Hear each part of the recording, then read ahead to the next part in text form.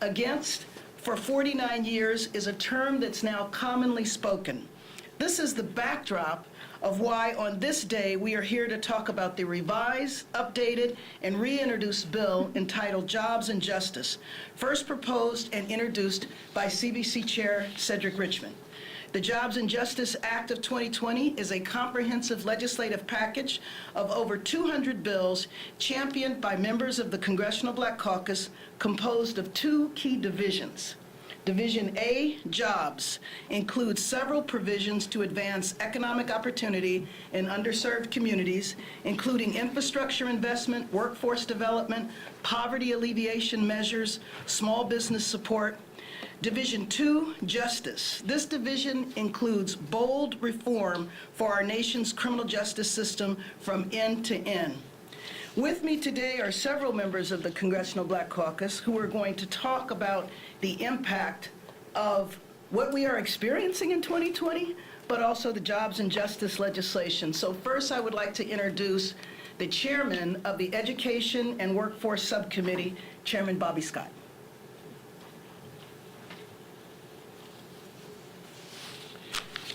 Thank you, Chair Karen Bass, and thank you for your very kind introduction. And I'm very grateful to be here with my colleagues from the Congressional Black Caucus to introduce the Jobs and Justice Act of 2020, a transformative legislative package that would represent an historic investment in Black communities. As Chair of the Education and Labor Committee, I want to first discuss the jobs portion of the package. As we're all aware, there is a wealth gap, a racial wealth gap, and rather than complain about it, this bill does something about it. The Jobs and Justice Act of 2020 includes the Raise the Wage Act, which passed the House and this Congress, and will raise the minimum wage for $15 an hour gradually, and result in a pay increase for almost 4 in 10 Black Americans. This bill will also includes the PRO Act, which will ensure that Black workers have the right to unionize and collectively bargain for better pay and working conditions. Workers who are members of unions earn significantly more than their non-union peers, and there's no racial pay gap in union contracts. Union members earn equal pay for equal work. We also know that better jobs are available to those who get a better education. That's why the Jobs and Justice Act will make key improvements in investments in K through 12 education and make higher education more affordable. One key job-creating provision in the bill is the Rebuild America Schools Act, which passed the House as part of the Moving Forward Act earlier this year. Compared to the $1.9 trillion tax cut, where 80% of the benefits went to the top 1% in corporations, this school construction provision in the Jobs and Justice Act will produce many times more jobs at about 10% of the cost. The bill also fights employment discrimination, so earnings will not be undermined by discriminatory practices. Lastly, I'm very proud to see the Safe Justice Act included in this legislation. I introduced it several years ago. The Safe Justice Act takes an evidence-based approach to improving the criminal justice system by focusing on evidence and research rather than slogans and sound bites. It begins with an emphasis on crime prevention, early intervention, and rehabilitation, and ends the criminalization of poverty, eliminates mandatory minimums, and funds prison education and rehabilitation programs, as well as second chance after release. I now want to recognize my distinguished colleague, the gentlelady from California, Barbara Lee. I want to thank Chairman Bobby Scott for your introduction, also for your tremendous leadership. So much of your life's work has been included in this bill, which is an extremely transformative bill. Thank you, Chairwoman Bass, for your tremendous leadership in staying very vigilant, staying woke, staying very focused on what it really means to bring jobs and justice to the Black community. And this is a very bold and visionary piece of legislation, so thank you very much for pulling it all together. It's comprised of two divisions, one focused on, of course, economic opportunity, investment, development for Black communities, and one focused on bold reform of our nation's criminal justice system, which is rooted in 401 years of systemic racism. These are areas that I've been working with and on all my life. And alleviating poverty and reforming our broken criminal justice system has been a real focus of my work here in Congress. As co-chair of the Majority Leader's Task Force on Poverty and Opportunity and co-chair of the CBC Poverty Reduction Caucus, as a Black Caucus, we work together to take bold action on the issue of poverty within our communities.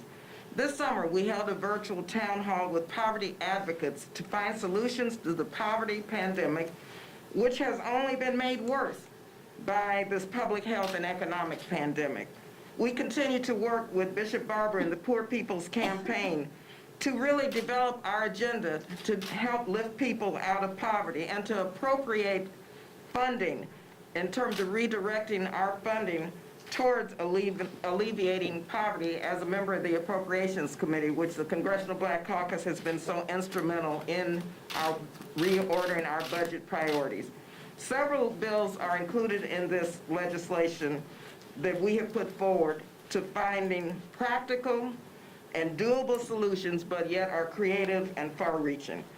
One of the bills is the legislation to provide millions of dollars for a program to distribute free diapers and diapering products for low-income communities, because 1 in 3 families experience diaper need, which often leads to negative public health outcomes for vulnerable children. Black low-income families are out of money by the end of the month and have to choose between purchasing diapers or food, and that is a fact. Now, we also have in this bill the MORE Act, which I'm a strong supporter of, which includes the Marijuana Justice Act, which finally ends the harmful war on drugs and provides for restorative justice funding to provide for job training, jobs, and business ownership for African American individuals and the African American community. And our poverty alleviation agenda targets much-needed federal investment to tackle and reduce generational poverty with sweeping anti-poverty measures. The Earned Income Tax Credit, increasing the baseline for SNAP benefits, establishing baby bonds to give every Black child the same opportunity at wealth as white children through a seed savings account of $1,000 at birth. This will combat child poverty and begin a cycle of developing generational wealth within the Black community. From raising the minimum wage to investing in equitable transportation infrastructure, these policies seek to combat years of systemically racist policies that have disproportionately impacted Black and brown people. The role of the CBC at this historical moment is to really identify, fight for, and bring about the most significant legislative reform and maximize resources to help the Black community not just survive the pandemic, but to prepare to thrive in its aftermath.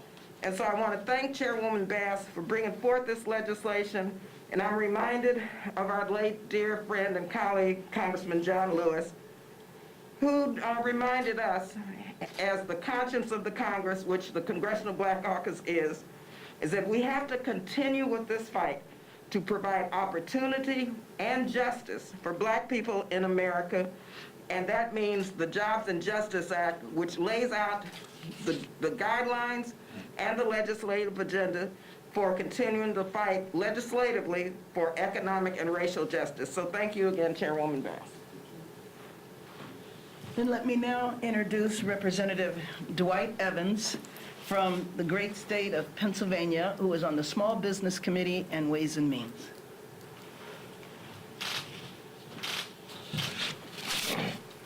Thank you, Madam Chair. I appreciate this opportunity because this is a unique opportunity in introducing jobs and justice. And right now, the Congressional Black Caucus is demonstrating that type of leadership under our leadership as Chairwoman Bass. She's demonstrated that the importance of all these issues that describe that we need to take advantage, and specifically the area in terms of Black minority businesses. There are a number of points that are in this package. First and foremost is establishing stability in minority business development. That is an agency that is very essential when we talk about the importance of making the investments. We need this type of stability because when you talk about small businesses, they're like the backbone of any community across this country. And small businesses, particularly minority businesses, are very essential. We understand when we talk about jobs, you talk about entrepreneurship. The other aspect that is very important is having incentive, using market and tax credits ways, and direct loans. Particularly with this pandemic, black businesses have tremendously been affected, and we need to make a difference in that. Also creating local incubators. We think that local incubators will be essential in this market. So in the attempt of bringing all of that together under this particular initiative, we think we can make a huge difference. I thank the chairwoman for taking this leadership, because it is that leadership that will make a difference. In terms of jobs and justice, we all are in this together. So I say to you, I'm happy to be a part of this effort. I'm happy to show once more that the Black Caucus and its leadership of minority business development. Thank you. And our final speaker, Representative Sheila Jackson Lee from the great state of Texas, who serves on Homeland Security and Judiciary. Thank you very much, Madam Chair, for bringing us all together. If I might just take a moment on how important this legislation is, and to thank all my colleagues, so many of them in the Congressional Black Caucus from across the nation, providing justice and equality and jobs.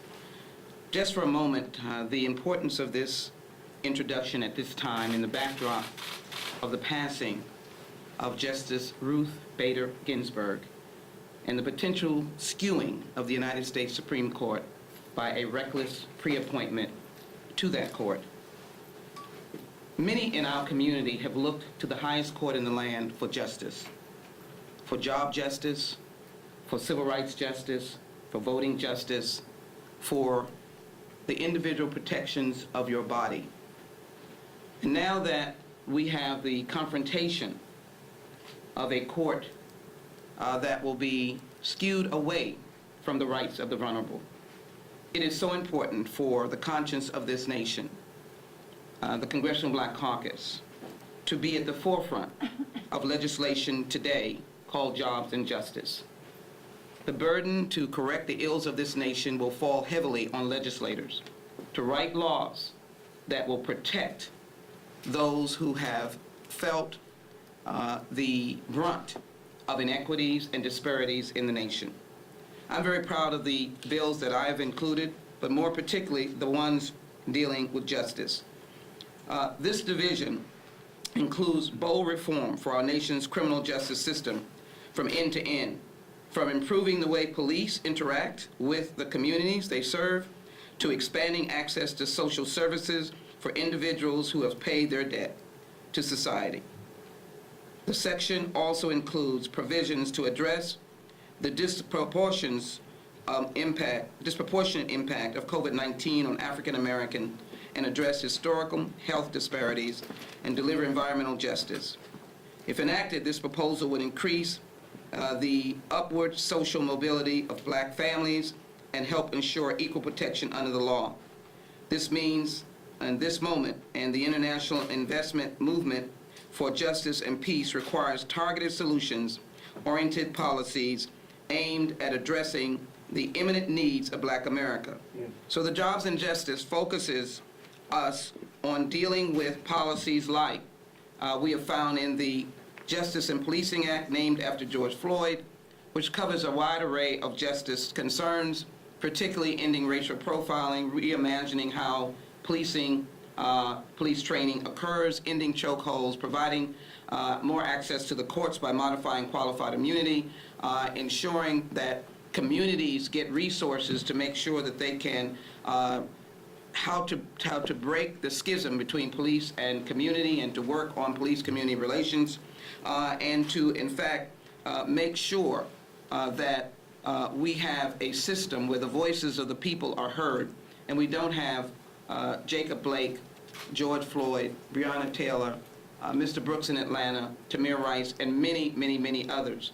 So again, the jobs justice legislation and the justice aspect of it is to grab hold of all the issues that the community voices have raised, to grab hold of all of the peaceful protests that have asked for a better way to ensure that we have a nation that adopts the dignity of all people.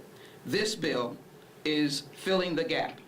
This justice aspect of it is stepping in where my fear is that the courts now under the appointment web of this administration will not see vulnerable people the way they should be seen, and that their justice may be challenged in those courts. The legislation now is going to step in, just as the 1964 Civil Rights Act, 1965 Voting Rights Act, in its time, this legislation will step in and try to cure the ills of society. They have to depend on us if they can't depend on a fair and just court system. Thank you so very much, Madam Chairwoman. Thank you, and we now open up for questions. Before we do, he's not speaking with us today, but let me just introduce Jamal Bowman, who after November 3rd will become a member of the Congressional Black Caucus.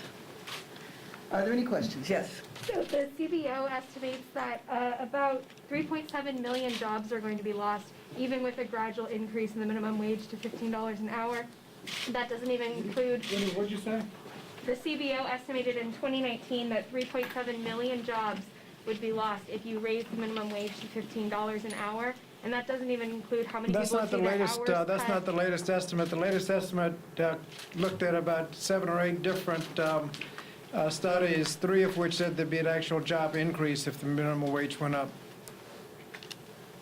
How does that even make sense? I mean, if these small businesses, which are 6 million... How does it make sense? Because we have a consumer-based economy, and you have people, many of whom will be spending twice as much as they're spending today. And that goes right into the economy, creating jobs. Maybe for larger companies, but for the small businesses, I mean, how do you see those and them being able to pay these workers more in that short of a period of time? Well, you have, you don't ask that question about how do they pay rent over the course of time. There hasn't been an increase in the minimum wage in 10 years. The rent has gone up. Cost of, if it's a restaurant, cost of food has gone up. Cost of everything has gone up, but the cost of labor has not. And so you haven't said, they're going out of business because the rent goes up. No, the CBO study said that the number of jobs in some of the models will actually go up because of the increased consumer spending. Yes. Got a couple of questions, but I'll start with this one. What's in the Jobs and Justice Act, it seems at least overlaps with some of what the Biden and Harris campaign has proposed. But specifically, do you know if the former vice president has endorsed this and would promote this if he's elected? No, I don't. Let me tell you, though, that the Jobs and Justice Act, what we're introducing is a revised and updated bill. This was introduced a couple of years ago under Cedric Richmond, and it's my understanding that the Vice President's Lift Every Voice did look at this, but we have certainly not asked for an endorsement from him. Yes. Oh, yes. Yeah. Yeah, let me just say, as a member of the drafting committee for the Democratic Party platform, you'll see a variety of provisions that have racial equity and racial justice embedded in many of the policies, many of which are embedded also into the Jobs and Justice bill. And then you mentioned the coronavirus at the top, and obviously the many crises we have now, I'll just take my mask off, it's easier, that are disproportionately affecting Black and brown communities.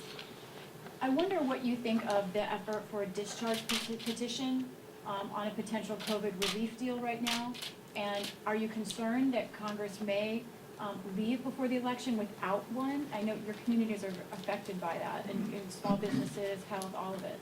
Well, and my colleagues can add in, but I will say that over 100 days ago, we passed the HEROES Act. That's what we want to see implemented, because the HEROES Act is comprehensive and provides the support that our communities need. You should know also that the Congressional Black Caucus works in lockstep with the Hispanic Caucus, CAPAC, which is the Asian Pacific Islander Caucus, and the Native American women who are in Congress, and under the leadership of Representative Barbara Lee and Robin Kelly, who chair the CBC's Health Brain Trust, we also have legislation that is specific, that targets the disproportionate areas in a comprehensive way, with comprehensive testing, tracing, and treatment. But primarily, we want to see the HEROES Act. Can I add something? Sure. Madam Chair. I don't think there is a divide between what Karen Bass just said and the members of the Democratic Caucus. I don't think there's a divide between what we are saying, and the chairman of the Federal Reserve, who instructed, in essence, there is a division, he has his responsibilities, we have ours, that we should go big. And so the overall sentiment is that the HEROES Act is correct and right, and to build on the question about the expanded minimum wage, the idea that people are now being evicted, it means that the wages that they had, they couldn't save anything. And so they're in this predicament because they were making less than the right minimum wage. And so the real question is, of course, to the obstructionists that are both in the White House and in the Senate. But all of the economists understand that the HEROES Act, besides its COVID-19's disparate impact on people of color, from Latinx to African Americans, it is clear that this legislation could pass immediately. And most of us have committed to fight for this before the election. People needed it 100 days ago, but we are continuing negotiation. We're continuing to use everything in our wheelhouse, everything in our box, to be able to move legislation forward. Because if you go to your districts across America, people are hurting, and they're not asking you, what is your philosophy? They're asking about relief. And this Jobs and Justice Bill is an extension of relief that people will be needing, in light of the fact that I am very concerned about the third branch of government as it is now going to be impacted over and over again by the appointments from this particular administration, skewing what we know to be justice, which is people going into courts seeking relief, and seeking it because they've not been able to get relief anywhere else. Representative Lee, and then we'll take one more question after that. Yeah, just want to add to that, and our chair mentioned that it has been over 100 days since we passed the HEROES Act. But we passed the HEROES Act with over $3 trillion in the HEROES Act. And our speaker has been working tirelessly to help negotiate a bill that could be bipartisan, where we would be able to address the health and economic impacts of the American people. Actually, we came down to $2 trillion. Senator Mitch McConnell is still sitting with this bill on the desk. A couple of provisions of that bill. One, we put in $75 billion for testing, contact tracing, and support services and referrals for isolation. We also have in that bill funding to make sure that state and local governments continue and not have to lay off so many people, many of whom are African Americans and essential workers. Thirdly, our chair referenced the Community Care COVID-19 bill, which the Tri-Caucus plus our two Native American women put together, which really spells out an additional strategy that we incorporated some of into the HEROES Act that calls for testing, contact tracing, and community education through nonprofits and experienced individuals who can learn and be trained to do the contact tracing at the community level. Because we know in African American communities now, there's a reluctance because of the messengers and the messages and the confusion about the role, contact tracing and testing. So we believe that in order to really deal with this pandemic upon pandemic upon pandemic in the African American community, we have to have trusted messengers who are going to make sure that the testing and contact tracing is done appropriately, culturally and linguistically appropriately also. Oh, yes, and then last question. Yeah, I think the importance of the state and local funding in the HEROES Act is extremely important, and you cannot really evaluate anything else in a package until you look at state and local. The state and local are looking at about $1 trillion shortfall. They have to balance their budgets. Just on the education part, the expectation is that if we don't do anything for state and local, that state and local governments will cut education in the range of $300 billion. Schools need more money to open, and if they start off $300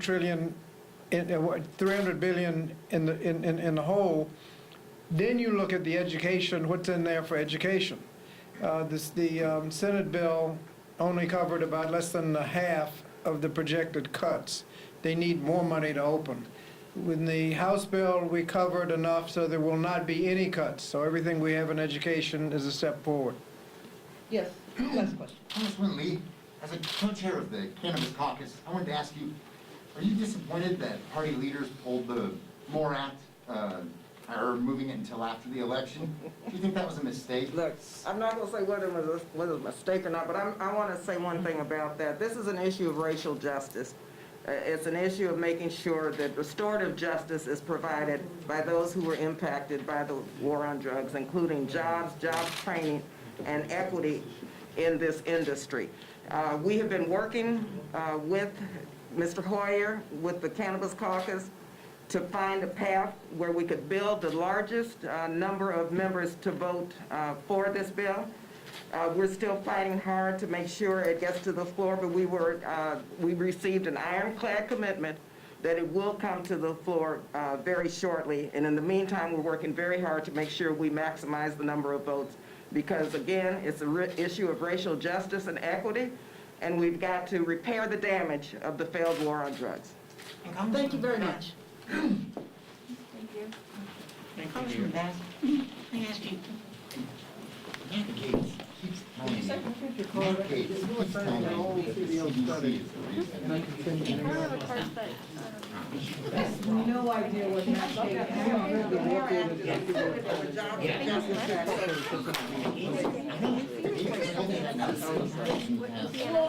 Account for Gates' statement. What he's talking about, but look back at many of his other statements.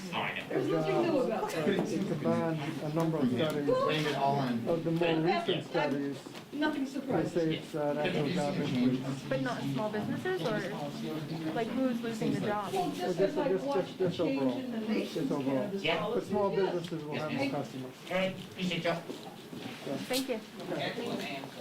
What's up, man? How you doing? You got a minute for me?